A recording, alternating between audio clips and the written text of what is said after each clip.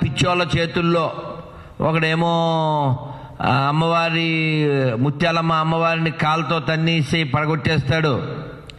ఇంకొకడేమో కట్టమైసమ్మ ముందు మల విసర్జన చేస్తాడు. అన్నిటికంటే పెద్ద జోక్ ఏంటంటే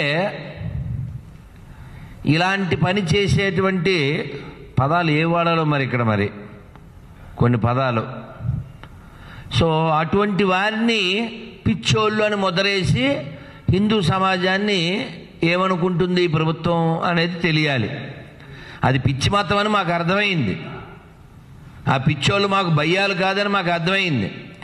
కానీ ఆ పిచ్చోళ్ళ మతం నుంచి ఈ దేశాన్ని తెలంగాణని ఎందుకు రక్షించరు మీరు? ఆ పిచ్చోళ్ళు మీరు ఒకటే అని కూడా మీరే చెప్పారు. కాబట్టి ఆ పిచ్చోళ్ళ నుంచి, ఆ పిచ్చి మతం నుంచి, ఆ మత పిచ్చి నుంచి ప్రపంచాన్ని రక్షించవలసిన బాధ్యత కలిగినటువంటి భారతీయులుగా, హిందువులుగా మనం ఏం చేయాలి? వాళ్ళు పిచ్చోళ్ళు కన్ఫర్మ్, అది పిచ్చి మతం, మత పిచ్చి మతం ఈ దేశాన్ని 3 సార్లు మొక్కలు చేసింది, ఇంకా చేయడానికి సిద్ధంగా ఉంది.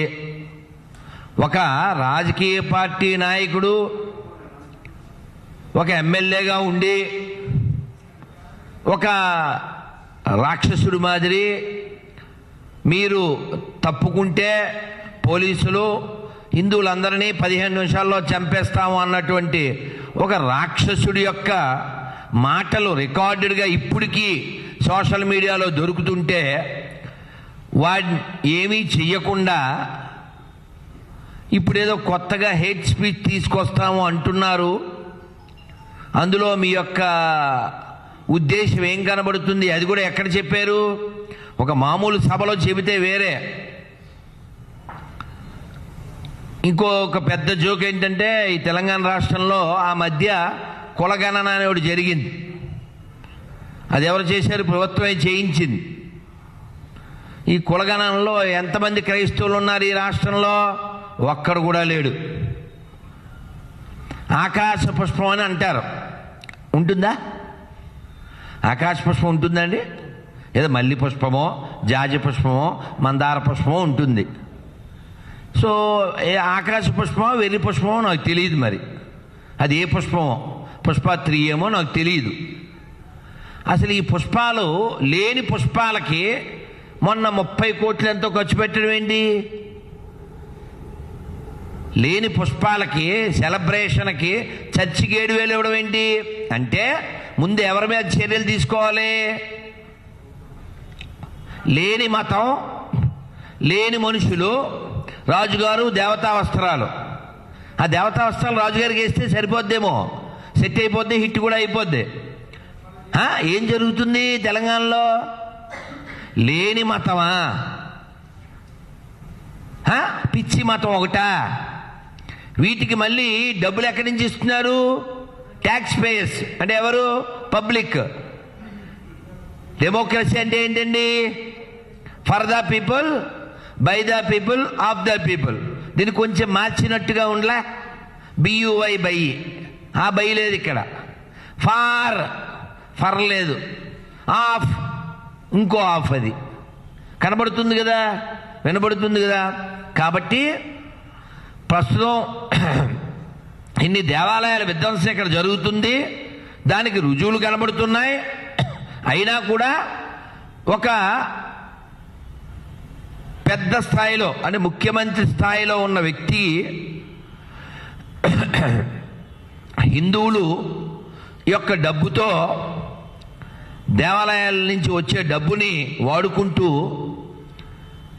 ఇలా హిందుత్వాన్ని నాశనం చేయాలనుకునేటువంటి పిచ్చి అక్రమ మతాల వారికి ప్రజల యొక్క సొమ్ముని జీతాలుగా ఇస్తూ, అదే రాష్ట్రం అయినప్పటికి కూడా అసలు ఈ ప్రజా వ్యవస్థను ఏం చేద్దాం అనుకుంటున్నారు? ఈ ప్రజాస్వామ్యాన్ని, న్యాయ వ్యవస్థను ఏం చేద్దాం అనుకుంటున్నారు? ఇది మేము ప్రశ్నిస్తున్నాం హిందూ లాయర్స్ ఫోరం తరపున.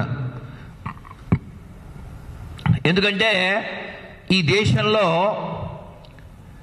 ఇన్ని వ్యవస్థలు సక్రమంగా జరుగుతున్నాయంటే, ఈ దేశంలో ప్రశాంతత ఉంది అంటే, లా అండ్ ఆర్డర్ ఫాలో అవుతున్నారు అంటే అది హిందువుల గొప్పతనం.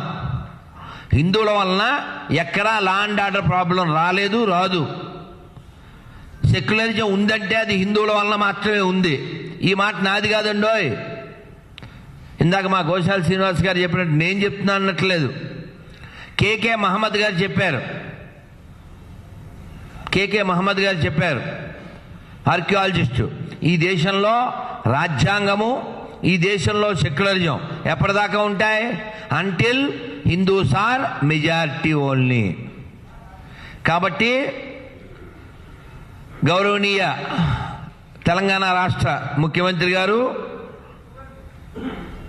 ఏదో న్యాయ వ్యతిరేకమైనటువంటి చట్టాలు తీసుకొచ్చి అప్పీజ్మెంట్ ప్రోగ్రామ్ని, అంటే మీ పార్టీ చరిత్ర ప్రపంచానికి తెలుసు, మీరే ఓపెన్గా చెప్పారు కదా, మా మతము, మా పార్టీ ఆ మతము ఒకటే అని. సరే, వారు ఏదో శరీర భాగాల్లో తీసుకుంటారు, అది వేరే కథ. సో కాబట్టి మీ యొక్క ఆ మతం ఏదైనా మీ అభిమతం అందరికీ తెలుస్తూ ఉంది. హిందువుల సొమ్ము వాడుకుంటూ, హిందువుల పేర్లు వాడుకుంటూ హిందుత్వానికి వ్యతిరేకంగా మీరు పనిచేయడం అనేది ధర్మబద్ధం కాదు, రాజ్యాంగబద్ధం కాదు, న్యాయబద్ధం కాదు, చట్టబద్ధం కాదు. ఈ చట్టం చెల్లదు. కాబట్టి మీరు హిందువులను టార్గెట్ చేసుకుని ఇలాంటి వేషాలు వేయడానికి గతంలో కూడా ప్రయత్నం చేశారు. హిందుత్వాన్ని నాశనం చేయడానికి మీ వంతు కృషి చేశారు. మీ పార్టీ అందుకే పుట్టింది, దాని మీద పనిచేస్తుంది, మాకు తెలుసు. కానీ ఇది ఒక వ్యవస్థ, ప్రజాస్వామ్య వ్యవస్థ, ఇంట్లోది కాదు ఇది. కాబట్టి హిందూస్ లాయర్స్ ఫోరం దీన్ని ఖండిస్తుంది. ఈ విషయంలో పై స్థాయి వాళ్ళు కల్పించుకోవాల్సిన ఆవశ్యకత ఉంది. అలాగే ఇది రాష్ట్రపతి గారి దగ్గరికి వెళ్ళినా కొట్టివేయబడుతుంది. కాబట్టి ఈ రాష్ట్రాల్లోనే కాదు, ఎక్కడా దేశంలో ప్రజాస్వామ్య వ్యతిరేక, రాజ్యాంగ వ్యతిరేక, న్యాయ చట్ట వ్యతిరేక, హిందూ వ్యతిరేక పనులు చేసేటువంటి ప్రభుత్వాలందరూ కూడా జాగ్రత్తగా మసులుకోవాలి. ఎందుకంటే ఈ దేశం ప్రపంచానికి విశ్వగురువుగా నిలిచినటువంటి దేశం. ప్రపంచంలో ఏ దేశం మీద ఈ దేశం దాడి చేయలేదండి. అలాంటి ఫిలాసఫీ మనకు లేదండి. మీరు ప్రజల యొక్క సొమ్ముని హాజ్ యాత్రలకి, జెరూసలేం యాత్రలకి, పాస్టర్లకి, మొల్లాలకి ఇవ్వడం అనేది ప్రజాస్వామ్య రాజ్యాంగ వ్యతిరేకం. ముందు అలాంటివన్నీ మానేయండి. ప్రజలకు ఏం చేస్తే మేలు జరుగుతుందో ఆ మేలు చేయండి. ఈ టెంపుల్స్ వ్యాండలైజ్ చేసినటువంటి వారిని అర్జెంటుగా పట్టుకోండి. ఎవరైనా హిందువు మాట్లాడాడంటే ఓ గట్టిగా వ్యతిరేకంగా మాట్లాడితే అది గాయం తగిలితేనే మాట్లాడతాడు.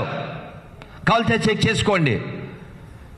ఏ హిందువు కూడా మా మతం మాత్రమే గొప్పది, మీ మతాలు చెడ్డవి, మీ మతాలు నాశనం అయిపోవాలి ఇలాంటివి చెప్పడండి. కానీ ఇళ్ళ దగ్గరికి వచ్చి, గుళ్ళ దగ్గరికి వచ్చి, ఇదే తెలంగాణలో మీకు గుర్తుందో లేదో 3 ఏళ్ల క్రితం దీపం పెట్టుకుంటే ఇంటి ముందు మతం మారినటువంటి ఒక ఆడగొర్రె కాళ్ళతో ఆ దీపాలు తన్నేసి ముగ్గును తన్నేయడం జరిగింది. ఎందువల్ల ఆ మతం హేటుకు సంబంధించిన మతం. కాబట్టి అటువంటి మతాల నుంచి, విదేశీ ఎడారి పాషాణ మతాల నుంచి ఈ దేశాన్ని కాపాడవలసిన స్థితిలో కూర్చున్నవారు, వారికి ఒత్తాసు పలికి ఈ దేశ ధర్మ వ్యతిరేకమైన పనులు చేస్తే కాలంలో కలిసిపోతారు. జరిగింది, జరగబోతుంది. కాబట్టి మీరు ఎలా ప్రవర్తిస్తే ప్రజాస్వామ్యానికి మంచిదో, రాజ్యాంగానికి మంచిదో, ధర్మబద్ధమో అది మీరు చేస్తారని ఇప్పుడు అవశ్యం ఈ పిచ్చోళ్ళందరినీ ఎక్కడ పెట్టాలో అక్కడ పెడితే బాగుంటుందని, ఇక్కడ తెలంగాణలో ఎర్రగడ్డ ఉంది, లేదు ఇంకో గడ్డకి పంపించండి ఆ బిడ్డల్ని, ఈ రాష్ట్రాన్ని అయితే కాపాడండి. ఎందుకంటే మా లాయర్ శ్రీకృష్ణ గారు, మా పూజ్య స్వామి శివస్వామీజీ గారు ఆల్రెడీ చెప్పారు. ఈ హిందూ లాయర్స్ ఫోరం పూజ్య శివస్వామీజీ గారి ఆధ్వర్యంలోనే ప్రారంభమైంది.